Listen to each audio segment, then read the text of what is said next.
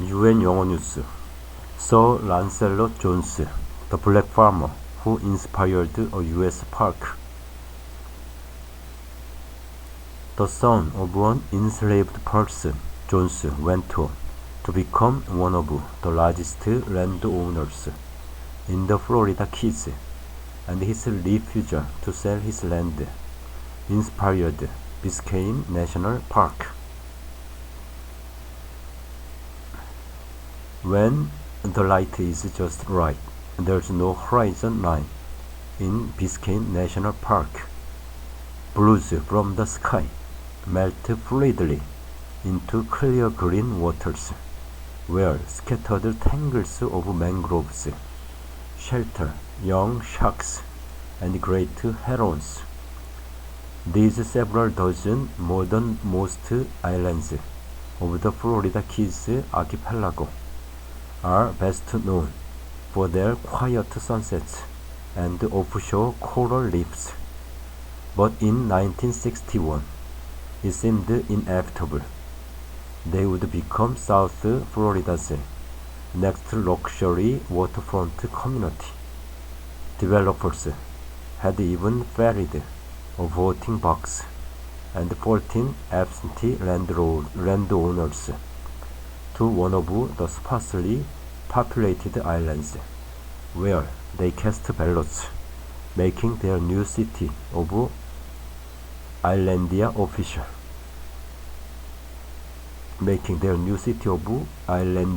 official. There were plans for high-rise buildings, an airport, amusement parks, and the whole 9 yards, said Gary Bremen, a former park ranger who worked at Biscayne for nearly 30 years. It was the last developable, undeveloped waterfront in Dade County. During that time, a company called Sea Dade was also staking its claim to the bay with an 18,000-acre oil refinery that would carve a 50-mile channel through the ecological fragile shallows.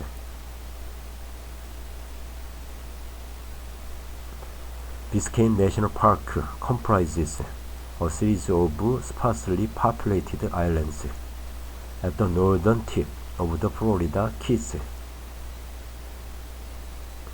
There was just one ranch in these development plans, a 6 feet 4 inch black farmer turned fishing guide named Sir Lancelot Garfield Jones. Lancelot and his brother, King Arthur, owned 3 islands in the bay, likely making them the largest landowners in the area. Though they hadn't been invited to the Islandia vote, Sea Dade was courting them with a multi-million-dollar buyout.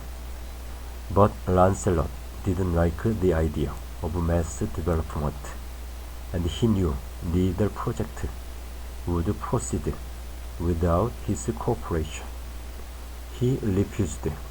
He just said, "No, I'm not going to do that," said Dr. John Nolte, a friend of Lancelot, who passed away in 1997, aged 99. That spurred on a movement that was put together by several congressmen to preserve Biscayne Bay and create a national monument, which eventually became Biscayne National Park. Lancelot was born on a sailboat in Biscayne Bay in 1898 and would live on the island of Porgy Key for the next 94 years. His father, Israel Parson Jones, was likely born enslaved, and his mother, Moselle, was a Bahamian immigrant. They started their family homestead in 1897 by buying the 63-acre island for $300. He bought it for a ridiculously low amount because it was seen as basically next to worthless, said Joshua Marano, maritime archaeologist at Biscayne National Park, who explained that Porgy Key had been inundated with salt from a recent hurricane when the family purchased it, but he was able to go out there and try some different planting techniques that became very successful. Lancelot and Arthur's father, Parson, was likely born enslaved and bought the 63-acre island for $300.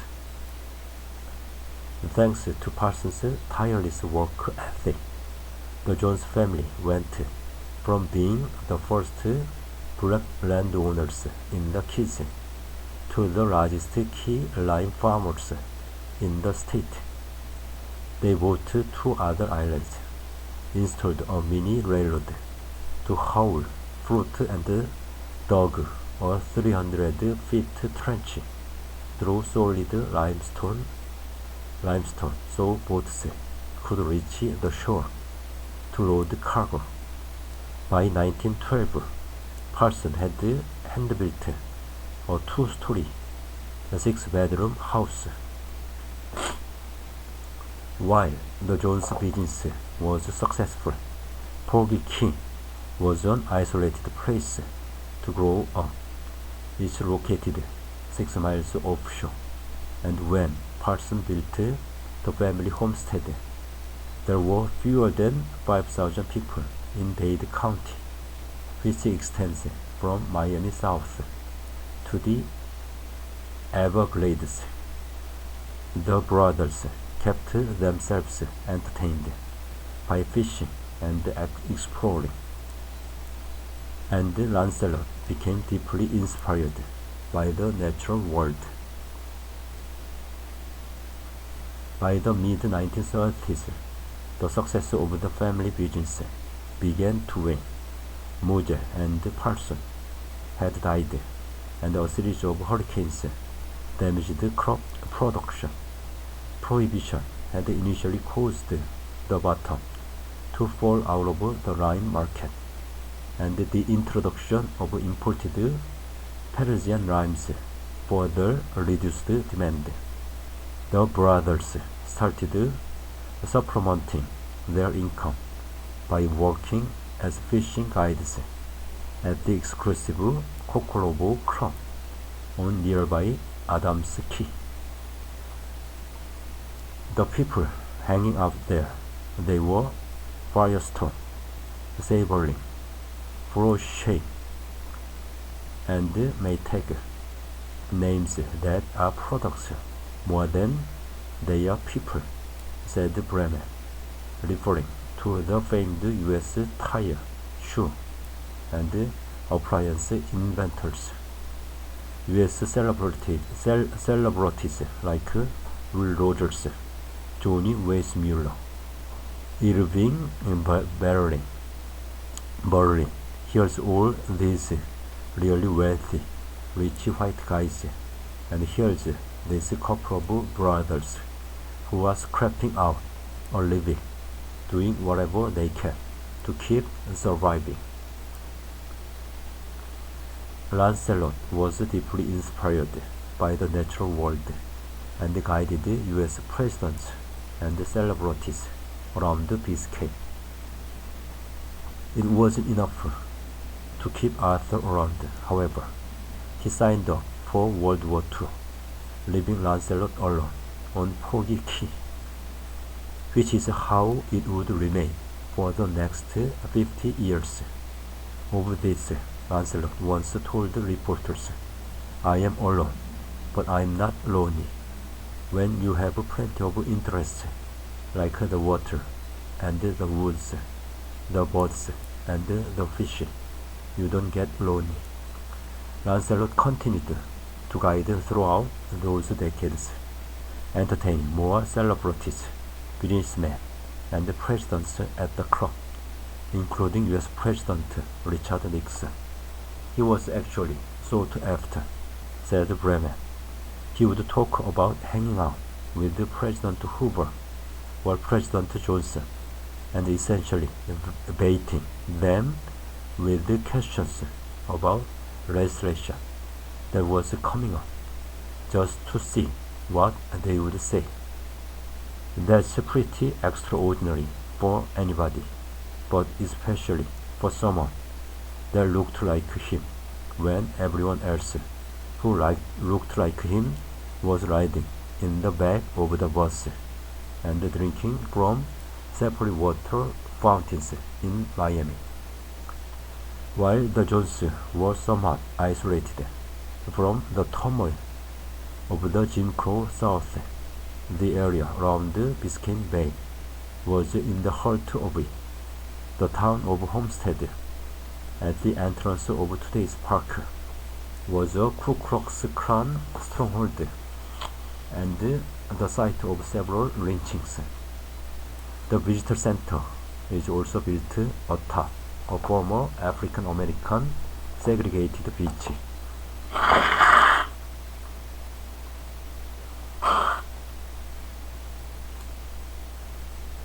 Predictably, the colored beach was hotter, bulkier, and had fewer amenities, but those who used it remember it as a place of happiness, according to Licia Lohman, who researched and gathered oral histories about the park.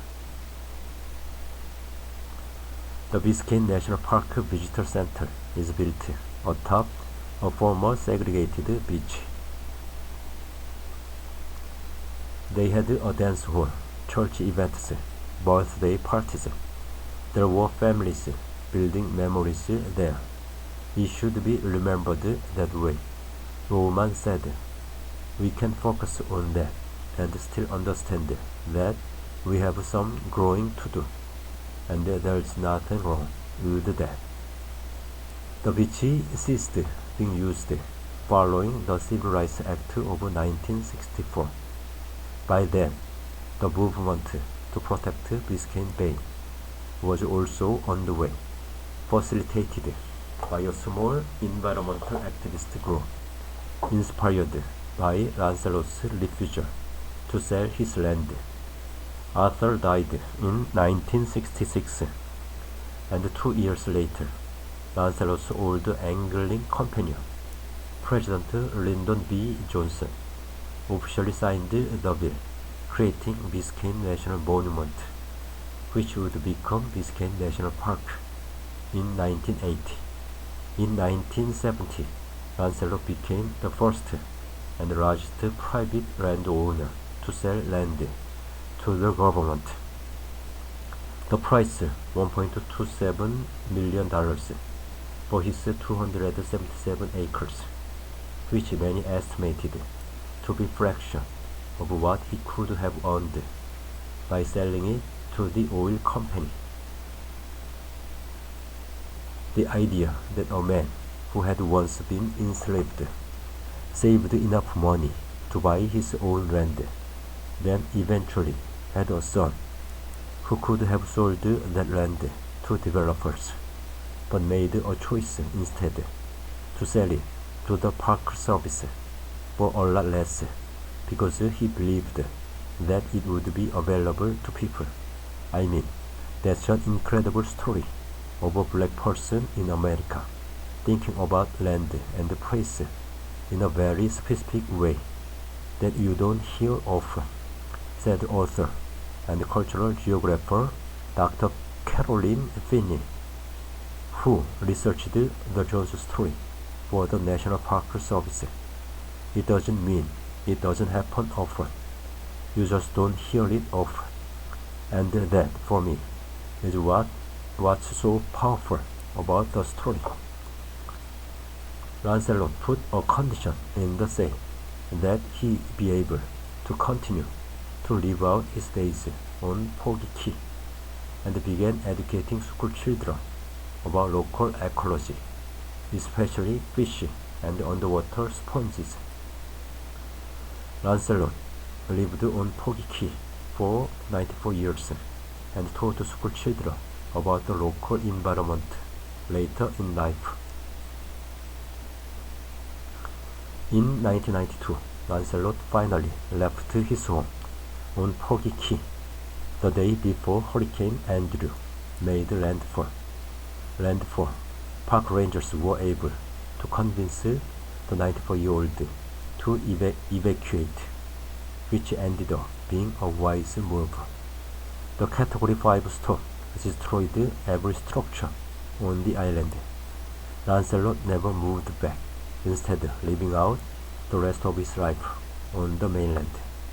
When he died in 1997, the population of Miami-Dade County had exploded to nearly 2 million people, but Poggy Key and the rest of the Biscayne wilderness remained preserved. I think the most important part of Lance's story is having an appreciation for where you live and what you have, and the understanding of how nature works, said Nordet. It's not about building houses. It's not about oil refineries. It's not necessarily about big boats. It's about enjoying where you are. The sunshine, the birds, and how the water flows in and out like liquid light. It's pure, and he enjoyed life. Since Lancelot's passing, more efforts have been made to tell the lesser-known stories of Biscay. In 1827, the Spanish slave ship Guerrero sank south of Poggy Key with 561 captive Africans on board. Intrigued by the Jones family legacy, archaeologist Brenda Langendorf and youth advocate Ken Stewart established Diving with a Purpose, a non-profit group of mostly black scuba divers, and began training members in underwater archaeology so they could help find and document the wreck. In 2015, the 7-mile entrance to the park was renamed Sir Lancelot Jones Way, thanks in part to the efforts of the Outdoor and Environmental Mentorship Program, the Mahogany Youth, which works to connect mainly black children with nature. The second Monday of October has even been declared Sir Lancelot Jones Day in Florida. Currently, there are eco kayak tours around Jones Lagoon, a scenic shallow water lagoon likely named after the Jones family, and the park is working on ways to open up what's left of the Jones home site to visitors. Today, visitors can take eco kayak tours around Jones Lagoon. As Marano said, the park service is a safe place to tell both difficult and inspiring stories, especially in today's environment, and help in the process of understanding and healing within the great community. We want to do that as much as we can.